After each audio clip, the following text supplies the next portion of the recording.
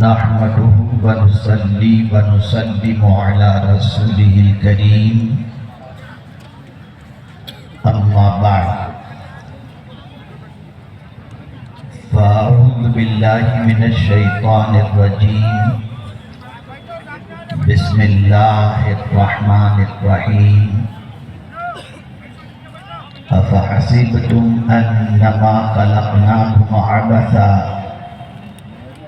وَأَنَّكُمْ إِلَيْنَا لَا تُرْجَعُونَ صدق اللہ العظیم۔ قابل قدر سادات کرام، علماء ذوی الاحترام، حاضرین و ناظرین سنی اجتماع، السلام علیکم ورحمۃ اللہ وبرکاتہ۔ میرے پیارے آقا صلی اللہ تعالی علیہ وسلم کے پیارے دیوانوں، جس آیہ کریمہ کی تلاوت کا میں نے شرف حاصل کیا، اس سے متعلق کچھ معروضات پیش کرنے سے بیشتر آقا کریم رؤوف رحیم علیہ التحیۃ والتسلیم کی بارگاہ بیکس پناہ میں جس طریقے سے میں پڑھا ہوں، عقیدت و محبت میں ڈوب کر اسی طریقے سے درود و سلام کا نذرانہ پیش کریں۔ الصلاۃ والسلام علیک یا رسول اللہ، الصلاۃ والسلام علیک یا حبیب اللہ، الصلاۃ والسلام علیک یا نبی اللہ، الصلاۃ والسلام علیک یا نور اللہ، وعلی آلک و اصحابک یا حبیب اللہ، صلی اللہ تعالی علیہ وسلم۔ میرے پیارے آقا صلی اللہ تعالی علیہ وسلم کے پیارے دیوانوں، حضور بندہ نواز گیس و دراز رحمت اللہ تعالی علیہ کی نگری میں آپ کے جوار رحمت میں ہونے والے سنی دعوت اسلامی کے اس عظیم الشان روح پرور سنی اجتماع میں آپ مجھ سے بیشتر محب گرامی مولانا سید امین القادری صاحب، ان سے بیشتر محقق کے مسائل جدیدہ اور دیگر دعات اور علماء کے ذریعے مفید باتیں سماعت فرما رہے ہیں۔ میں بھی تھوڑی دیر کے لیے حاضر آیا ہوں اور میں چاہوں گا کہ مکمل توجہ اور انہماک کے ساتھ جو کچھ بھی معروضات آپ کی سماعتوں کے حوالے کیے جائیں اسے دل کے کانوں سے سنیں بھی، اور اس نیت سے سننے کی کوشش کریں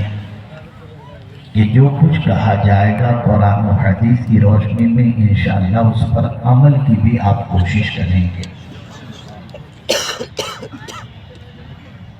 میرے پیارے آقا صلی اللہ تعالی علیہ وسلم کے پیارے دیوانوں، قرآن مقدس اللہ کی وہ عظیم ترین کتاب ہے کہ اس کتاب جیسی کوئی دوسری کتاب نہیں۔ واحد یہ کتاب ایسی ہے جس کی حفاظت کا ذمہ اللہ عز و جل نے خود لیا ہے۔ نزول سے لے کر ہنوز تک اس کتاب کے ایک نقطے کو بھی دنیا کی کوئی طاقت ادھر سے ادھر نہ کر سکی، اور اس میں موجود جتنے چیلنجز ہیں ان چیلنجز کا جواب بھی دنیا کی کوئی طاقت نہ دے سکی ہے اور نہ قیامت تک دے سکے گی۔ یہ کتاب اتنی جامع کتاب ہے کہ پیغمبر رحمت صلی اللہ تعالی علیہ وسلم نے انسانوں کی زندگی میں جو انقلاب پیدا کیا اور ان کی سوچ کو درست کیا، وہ اسی کتاب کے ذریعے دل سنوارا، اسی کتاب کے ذریعے دماغ سنوارا، اسی کتاب کے ذریعے، اور اسی طریقے سے دنیا کے بڑے سے بڑے سائنسدان صحابہ کی سائنسدانی کے سامنے ٹھہر نہیں سکتے۔ اس سائنس کا علم بھی اللہ کے رسول نے صحابہ کو عطا فرمایا تو قرآن کے ذریعے۔ آج یو پی ایس سی کی تعلیم کی طرف ہماری قوم بڑھنا چاہتی ہے، سول سروسز کے اندر نوجوانوں کو ایڈمیشن دلوانا چاہتی ہے، اور ہماری قوم یہ چاہتی ہے کہ کسی نہ کسی طریقے سے حکومت کے نظام حکومت کے اندر کچھ مسلم نمائندے بھی پہنچ جائیں تاکہ ملک کی خدمت بھی اچھی طریقے سے کر سکیں اور نظام کو درست رکھ سکیں۔ یہ آج کوشش ہو رہی ہے، لیکن پیغمبر رحمت صلی اللہ علیہ وسلم نے صحابہ کو سب سے پہلے عقائد و قرآن کے بعد سول سروس کی ہی تعلیم دی۔ یہی وجہ ہے کہ وصال مصطفی صلی اللہ علیہ وسلم کے بعد سے لے کر آج تک اسلام چل رہا ہے اور قیامت تک چلتا رہے گا۔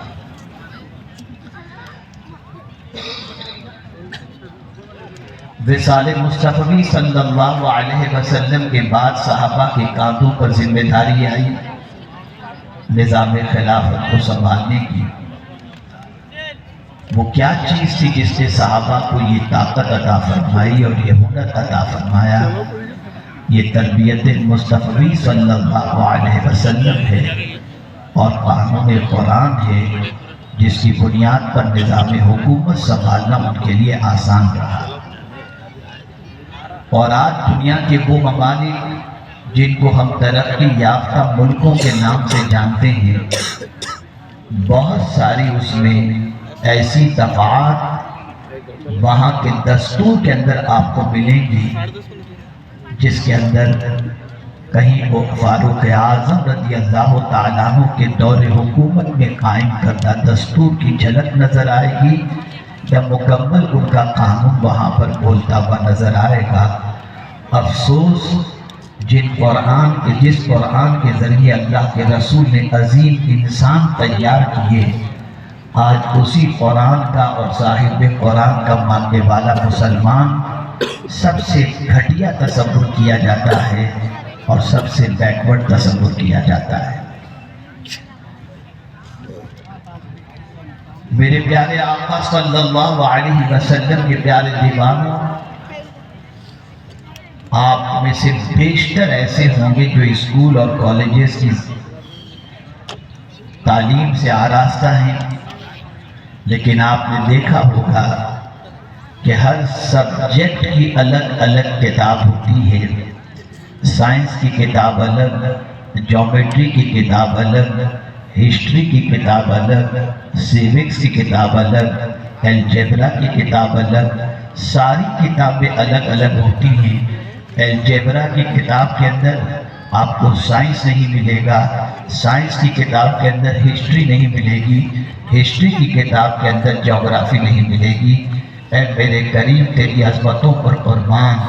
ایک قرآن ہے اور سارے علوم کو اللہ نے اس قرآن کے اندر جمع فرما دیا۔ سائنس کا علم بھی اس میں موجود، میتھس کا علم بھی اس کے اندر موجود، ہسٹری بھی اس میں موجود، سیوکس بھی اس میں موجود، جغرافی بھی اس میں موجود، معاشرتی نظام بھی موجود، معاشی نظام بھی موجود، فیملی نظام بھی موجود۔ وہ کون سی چیز ہے جسے اللہ نے اس کتاب میں چھوڑا ہو؟ وَلَا رَطَبٍ وَلَا يَابِسٍ إِلَّا فِي كِتَابٍ مُبِينٍ۔ میرے پیارے آقا صلی اللہ علیہ وسلم کے پیارے دیوانوں، یہ ہے وہ عظمت والی کتاب میرے پیارے آقا صلی اللہ علیہ وسلم کے پیارے دیوانوں، کمال کی بات یہ ہے کہ اس کتاب کے انڈیکس کو اگر آپ دیکھیں گے تو آپ کو یہ نظر نہیں آئے گا یہ سیوکس کا جو میٹر ہے یہ اتنے صفحے پر موجود ہے، یہ جو ہے معاشی نظام یہ ترتیب بار یہاں پر اتنے سے اتنے صفحے تک نہیں، بلکہ اس کتاب کی خوبی یہ ہے جہاں جب جیسی ضرورت آئی اسی کے اعتبار سے آیتیں آتی چلی گئیں، لیکن اللہ اکبر اس کتاب کی عظمتوں کو کیا کہنا کہ صحابہ کرام علیہم الرضوان جب اس کتاب کے اندر غوطہ زن ہوتے ہیں اور اس کتاب سے اپنے تعلق کو مضبوط کر لیتے ہیں تو ان کی سچویشن یہ ہوتی ہے کہ اس کتاب کے ذریعے بلندی کے اس مقام تک پہنچ جاتے ہیں جہاں تک اب دنیا کا کوئی انسان پہنچ نہیں سکتا، بلکہ جب کوئی قرآن کے اندر غوطہ زن ہو جاتا ہے، قرآن کی گہرائی میں پہنچ جاتا ہے، قرآن سے موتی نکالنا شروع کر دیتا ہے، قرآن کی معلومات کی طرف توجہ دیتا ہے، تو پھر ہوتا کیا ہے اسے کہیں سے کوئی علم حاصل کرنے کی ضرورت نہیں پڑتی، بلکہ فن شاعری بھی اگر سیکھنی ہوتی ہے تو وہ بھی قرآن سے سیکھتا نظر آتا ہے۔ اسی لیے میرے امام عشق و محبت نے کہا قرآن سے میں نے نعت گوئی سیکھی، یہ وہ عظمت والی کتاب ہے جس کتاب کی عظمتوں کا احاطہ نہیں کیا جا سکتا، اور اسی لیے پیغمبر رحمت صلی اللہ علیہ وسلم نے ارشاد فرمایا جب تک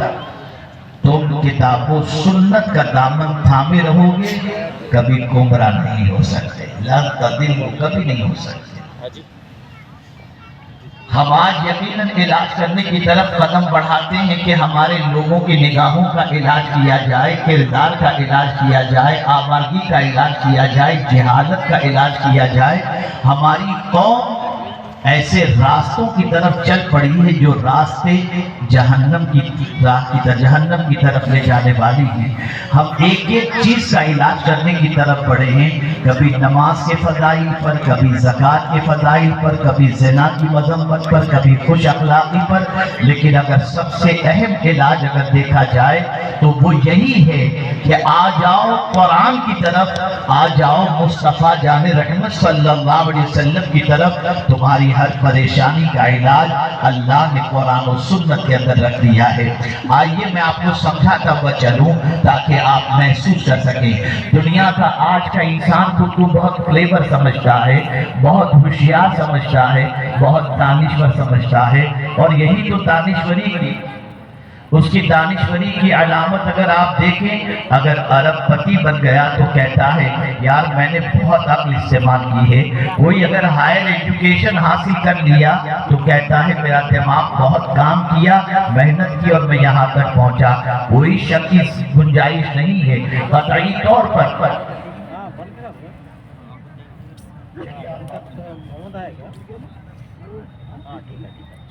ایک مرتبہ درود شریف پڑھ لیں۔ اللہم صلی علی سیدنا و مولانا محمد معدن الجود والکرم وآلہ وصحبہ وبارک وسلم۔ دنیا کا انسان خود کو اپنے اعتبار سے عقل مند تصور کرتا ہے، اور عقل مند کے اعتبار سے وہ ہر چیز کو یہ سمجھتا ہے کہ یہ میری عقل کی وجہ سے میں نے ترقی کی، یہ میری خوبی کی وجہ سے میں نے ترقی کی، میری دانش مندی کی وجہ سے میں نے ترقی کی۔ میں دنیا کے بہت سارے ترقی یافتہ انسانوں کی زندگی کو جب دیکھتا ہوں تو ہر فیلڈ کے اندر کوئی نہ کوئی بہت زیادہ ترقی یافتہ مجھے نظر آتا ہے۔ یقیناً وہ ترقی یافتہ اپنی عقل پر، اپنی سوچ پر، اپنی فکر پر، اپنی دانش مندی پر ناز کرتا ہوا نظر آتا ہے، اور اسی لیے پروردگار جانتا ہے کہ انسان کی سائیکولوجی کیا ہے، انسان کی نفسیات کیا ہے۔ اللہ جانتا ہے کہ انسان ہر کمال اور ہر خوبی کو اپنی عقل کی طرف منسوب کرے گا تو اب پروردگار نے بھی قرآن مقدس کی روشنی کے اندر انسان کی عقل ہی سے پوچھا ہے، انسان کی سوچ ہی سے پوچھا ہے، تو بہت عقل مند بن رہا ہے، بہت ہوشیار بن رہا ہے، تو نے سب چیزوں کے بارے میں محسوس کیا، سب چیزوں کے بارے میں تو نے جاننے کی کوشش کی اور محنت کی، یہ چیز اس طرح سے یہ چیز۔ اور میں آپ کو بتاؤں اس کریم کی عظمتوں پر قربان جائیے کہ اللہ نے اتنی مخلوق پیدا فرمائی، جانور ہے، آپ ذرا دیکھیں شیر کا مقابلہ آپ نہیں کر سکتے، شیر کو آتا دیکھ کر آپ ڈر جائیں گے، جہاں شیر آزادی سے گھوم رہے ہوں اس علاقے میں آپ نہیں جائیں گے، جہاں سانپ نظر آ جائے آپ ڈر جائیں گے، جہاں بچھو نظر آ جائے آپ ڈر جائیں گے، جہاں ہاتھی آتا ہوا دکھائی دے آپ کنارے ہو جائیں گے۔ آپ ذرا سوچو یہ لہیم شہین جانور، یہ بڑے جانور، یہ خوفناک جانور جب بھی نظر آتے ہیں انسان اس سے ڈرتا ہوا نظر آتا ہے، لیکن ان کی بھی ایک لمٹ ہے، یہ اس لمٹ سے آگے نہیں جاتے۔ شیر کو جتنی خوراک چاہیے اور جو خوراک چاہیے مل جائے کھا لے گا سو جائے گا، ہاتھی کو خوراک مل گئی کھایا سو جائے گا۔ یہ بڑی عجیب پوزیشن ہے، نہ ہاتھی میں ریسرچ کی طاقت ہے نہ شیر میں ریسرچ کی طاقت ہے، ہاتھی میں یہ طاقت نہیں کہ زمین کے اندر کیا چیز چھپی ہوئی اس خزانے کو اپنی عقل سے دریافت کر سکے یا چند چیزوں کو جوڑ کر کوئی چیز بنا سکے۔ دنیا کی کوئی مخلوق میں یہ طاقت نہیں ہے کہ وہ کسی ایسی چیز کو جو غیر معروف ہو اسے جمع کر کے ایک ایسی چیز بنا لے جو دوسرے انسان کے وجود میں آ سکے۔ لیکن ہے میرے کریم تیری عظمتوں پر قربان کہ تو نے بنایا ہے انسان کو بہت چھوٹا بظاہر، لیکن اس کے دماغ کے اندر اس کو اتنی عقل تو نے عطا فرمائی کہ وہ زمین کے خزانے کو بھی دریافت کر لیتا ہے، زمین میں چھپے ہوئے خزانے کو بھی نکال لیتا ہے، وہ اڑتے ہوئے پرندے کو دیکھ کر ہوائی جہاز بھی بنا لیتا ہے، وہ کشتی کو بنا لیتا ہے، بحری جہاز بنا لیتا ہے۔ کسی جانور اور مخلوق میں یہ طاقت نہیں یہ سب کچھ بنا سکے۔ انسان کو اللہ نے اتنی عقل عطا فرمائی ہے کہ چند نامعلوم چیزوں کو جمع کر کے ایک چیز کو وجود دے دیتا ہے۔ آپ ذرا سوچو انسٹرومنٹ کے ذریعے ہزاروں میل کی دوری پر رہنے والے انسان سے ہم کلامی کا شرف حاصل کر دیتے ہیں۔ یہ کسی جانور نے نہیں بنایا، یہ کریٹ کرنے والا، یہ بنانے والا، اس کا سامنے انسان ہی آپ کو نظر آئے گا۔ بظاہر یہ چھوٹا نظر آنے والا انسان کتنا بڑا ہے کہ اس کے دماغ کے ذریعے وہ نامعلوم چیزوں کو جمع کر کے ایک ایسی چیز کو وجود دے دیتا ہے جس سے انسان کو نفع پہنچتا ہے۔ اسی وجہ سے انسان اپنے آپ کو بڑا کلیور سمجھتا ہے، بڑا ہوشیار سمجھتا ہے۔ تجھے دھندا کرنے نہیں آتا، مجھے بزنس کرنا آتا ہے۔ اس طریقے کی باتیں مارکیٹ کے اندر آپ کو سننے کو ملیں گی۔ ترقی یہاں تک ہو چکی کہ اب مصنوعی بارشیں ہو رہی ہیں، ترقی یہاں تک ہو چکی اب مصنوعی انسان بنا کر روبوٹ کے ذریعے کام دیا جا رہا ہے۔ آپ ذرا دیکھیں یہ سب کچھ کون کر رہا ہے؟ کوئی جانور نہیں کر رہا، کوئی دوسری مخلوق نہیں کر رہی، نہ درخت کر رہا ہے نہ حجر کر رہا ہے، کوئی نہیں کر رہا، یہ انسان ہی کر رہا ہے۔ اللہ اکبر۔ اب ہم آپ کے سامنے وہ بات عرض کرنا چاہتے ہیں، انسان ترقی کے راستے کے سارے سامان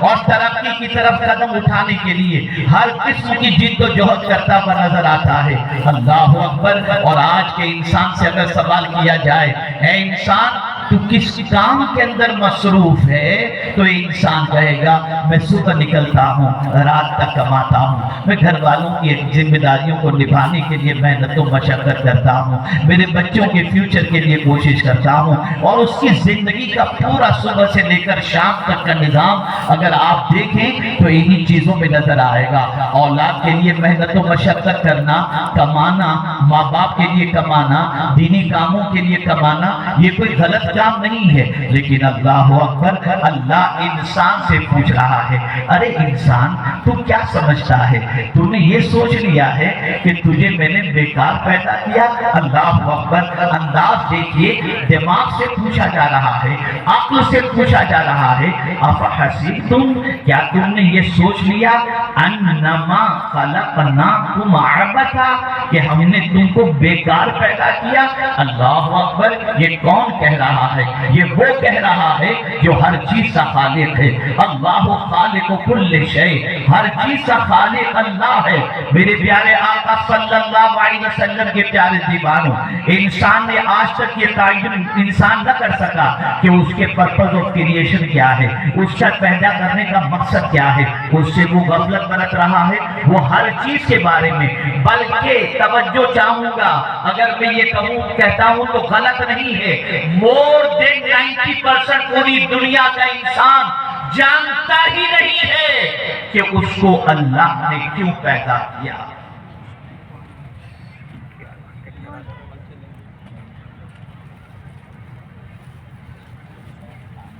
یہی وجہ ہے کہ ہر بیکار کے کاموں کے اندر آج کا انسان مصروف ہو گیا۔ ہماری قوم سب سے زیادہ بیٹھی ہوتی ہے گیم لے کر 3 بجے تک چوراہے پر، صبح تک یوٹیوب پر کیا کر رہے وہ ٹائم پاس کر رہے ہیں۔ ٹائم پاس کرتے کرتے تم بھی پاس ہو جاؤ گے اس دنیا سے، لیکن آخرت میں پاس ہونا اتنا آسان نہیں ہے۔ میں آپ سے سوال پوچھنا چاہوں گا، اتنی مخلوق اللہ نے پیدا فرمائی، کسی مخلوق کو انسان سے اشرف نہیں بنایا، بلکہ سب سے زیادہ مخلوق میں اونچا مقام اللہ نے اگر کسی کو عطا کیا تو وہ انسان ہے، اور انسان میں بھی مسلمان، اور مسلمان میں بھی غلام مصطفیٰ صلی اللہ علیہ وسلم۔ آپ ذرا سوچو، اتنا اونچا مقام انسان کو عطا کیا، اتنی ساری نعمتیں عطا کی۔ ریسرچ